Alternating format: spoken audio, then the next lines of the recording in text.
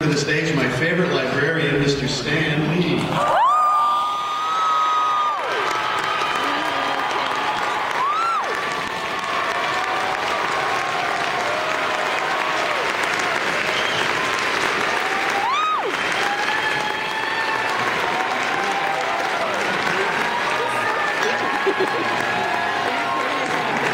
I'm recording, it's way better. Well, Mr. Lee has a plane to catch, so we want to get it. Oh no! So we're going to do this a little bit different. I'm going to ask a couple of questions. We have people in the audience with microphones. Raise your hands. They will come to you. And I will repeat the question because the acoustics up here are not as good as they could be. So, Mr. Lee, my first question to you is, what makes a Stan Lee superhero different than any other superhero? Different name. I don't know. I try to give my superheroes plenty of problems in their personal lives. So not only do they have to worry about the villain, but they have to worry about paying the rent or anything I can think of that would make them seem real.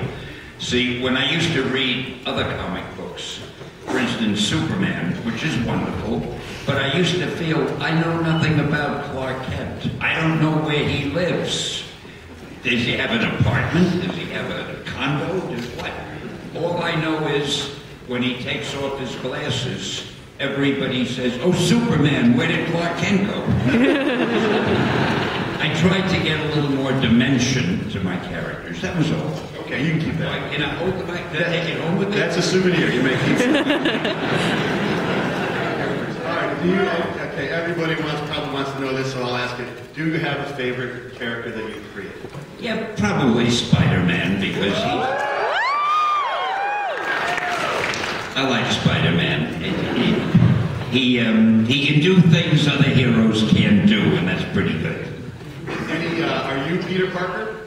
Of course. I'm Peter Parker, and all the other characters too. I'm Iron Man, and I'm Daredevil. And, you know, in my mind, I'm everybody. I'm you. A somewhat more serious question. Where do you see comic books going in the next 10, 15 years, especially with the advent of the new platforms of digital media? I thought the other questions were serious too. I don't know. In comic books, I think there will always be comics. I think people will always enjoy word balloons and characters and following panel by panel because it's the closest thing you can come to a movie without seeing a movie. But you'll certainly see more of them on the internet. They'll be digital. And if any new inventions come along, there'll be that too. But I think the actual comic book, printed material on a piece of paper, it'll always exist. Maybe they won't sell as many copies as they did, but there's still something nice about holding a comic book and turning the pages and going back and seeing what you missed. And it's a nice feeling. But comics are going to be all over, and right now they're represented in the movies. So wherever the comics are just stories, and wherever there are stories, there'll be comics.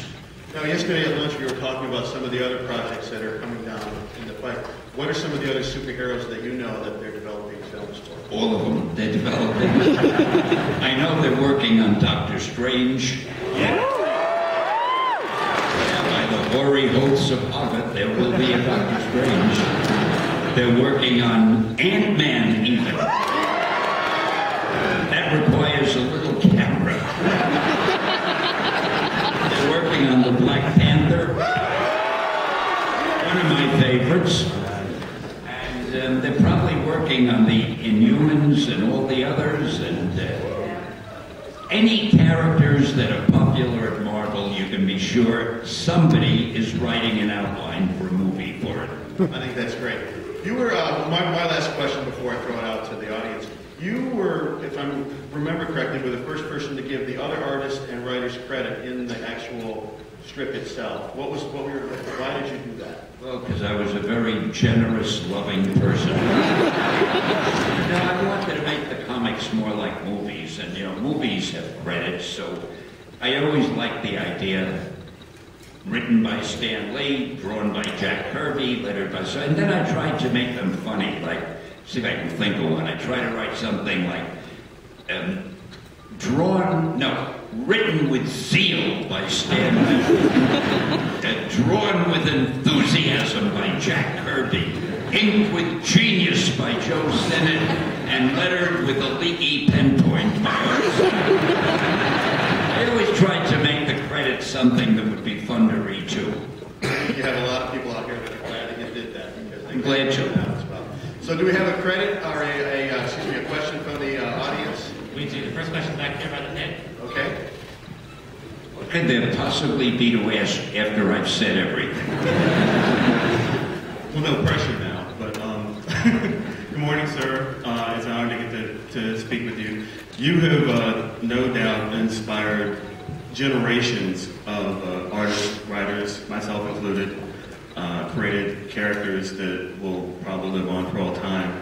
My question is, going back to the early days of your work, because I know I have a certain attachment to some of my characters. Have you ever felt like it was really difficult for you to say, hand off your work to someone else? Because you've had so many different people work on characters that you yourself have created. Have you ever felt like a certain attachment to the point that, maybe, I wouldn't say made you sad, but you've had so many people write the characters that you've created, and over the course of time, maybe more so than anyone else. Have you ever just kind of felt like maybe a loss or a sense of pride, or how does that make you feel? You understand the question? Have I ever felt bad about giving the script to someone else? You're handing off a character to somebody else. Yeah. Yes. Next question. I hated having to give the scripts over to other people, but I knew it was necessary. I couldn't write them forever. At one point, they made me the publisher, so I stopped writing and I went around the world really talking about Marvel and promoting it. Most publishers stay in the office and publish. I don't even know how to publish. So I talked about Marvel, that's what I did. And the funny thing is, when I didn't write the stories, I didn't read them. I can't tell you what any other writers wrote, because I knew I'd be unhappy. Not that they might not be even better than mine, but I would just be unhappy that I wasn't writing them. So I just don't read them anymore. People tell me what they are, and I say, that sounds good, but... Has there ever been a story that you have written that you wanted to go back and say, gee, I wish I had changed? Oh no, they were all wonderful. I'm my biggest fan. Our next question's back here. Another question back there. Hi, Mr. Lee. It's an honor to get to talk to you. I was wondering, comics kind of traditionally have been more of a male sort of an avenue, and recently the audience has expanded a lot to include a lot of women who are wanting to see more female, different, more diverse female characters. I'm curious what you think this kind of diversifying of the comic book audience, what direction that will take the characters of comic books in the future. Diversity. Okay, because she wants to know whether a lot of more women are coming into making comic books or writing comic books and other diverse characters. What direction do you think that will take? Well, there are many women. I went to a class right here, a comic book class, and I think 1/3 of the people in the room drawing comics and learning to do comics, they were females.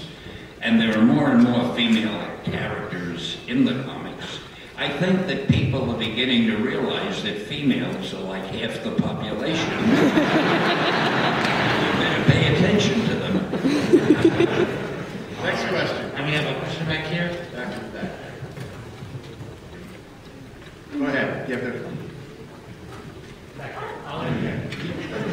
How long does it take for you to make a comic? How long does it take for you to make a comic? Well, I used to write a comic book a day because that was what I had to write, because we had that many when we were going full steam ahead. And well, when I say a comic book a day, that was 3 days a week, because the other days I was in the office editing, but I would stay home 3 days and One day I'd write Spiderman, one day I'd write the X-Men, and one day I'd write whatever else it was. Great. A question right down the front here.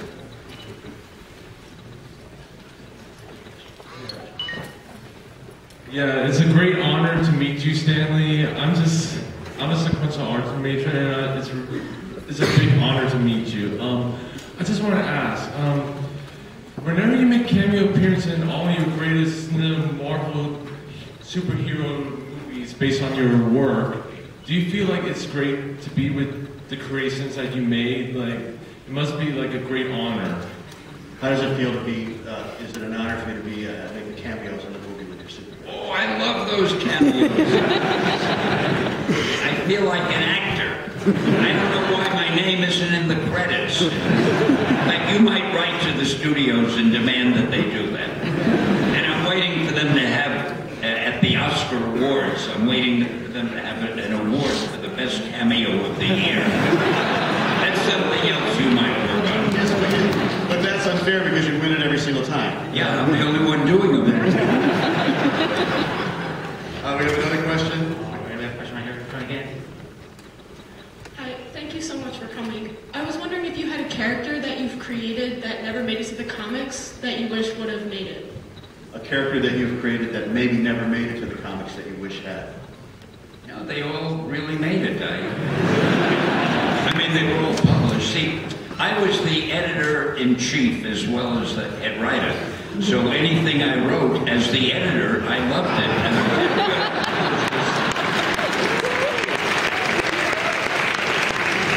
We have another question right here. A question down. Hi. I just wanted to know what was the biggest challenge you had creating those characters at the time?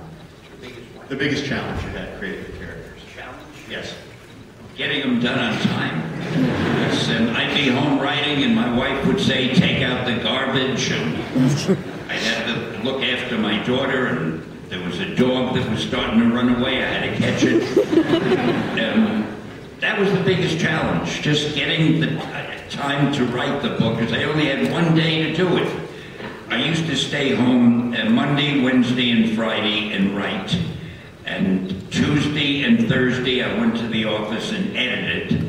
And Saturday and Sunday, whatever needed the most, I would either run to the office if I was needed there, or I'd stay home and write on those days. So time was always the biggest challenge and the biggest enemy, because no matter how fast we worked, we were always a little bit late with something that we had to catch up on. Did your wife ever not like something that you did, and did she ever weigh in on that? My wife, I don't know that she ever read any of my stuff. You're very lucky. Yeah, she wasn't a big comic fan, but she enjoyed the fact I was doing it because it kept me out of her hair. She could do her thing. Mr. Lee, as an executive producer on a number of Marvel superhero feature films and serving as co-creator of the original story and characters, you seem to be in a really unique position. I was wondering, in that position, what level of control or influence do you have over maintaining the integrity of the original story and the characters, and what level of control and influence do you want to have in that process? What, as the creator and the executive producer on the films, what kind of creative? Very little influence. I don't butt in. Very often they'll have lunch with me where the fellow who's working on Ant-Man, I forget his name. He had lunch with me. Now I forget everybody's name.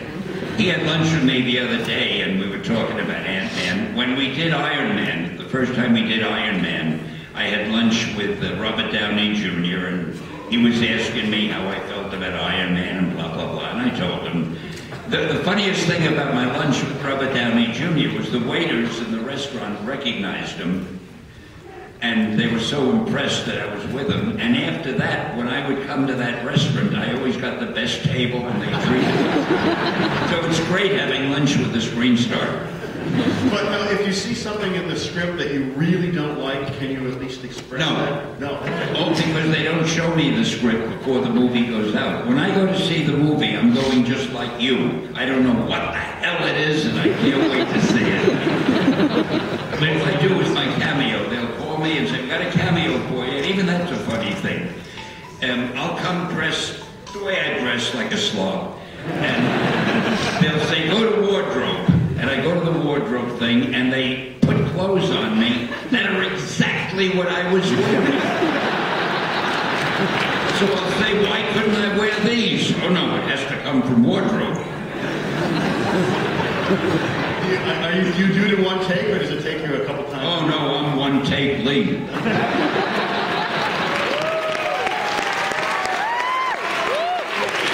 Wait till you see the third Iron Man movie. I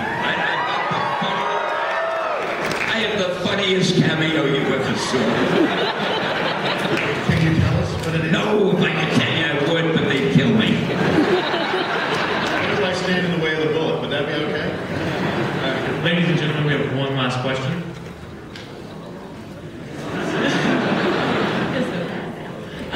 So you've created the Marvel Universe and you're working with POW now. What else is left? What do you have for your future? What are your plans for the future? We've done it all. What are your plans for the future, basically? Is To come to more places like this. This is fun. Thank you. I've had a great time, and I love your enthusiasm, and I love the fact that you translate the questions for me. Well, we want to thank you so much for being part of our community. That's it. You've got a plane to catch. Hey, I loved every minute.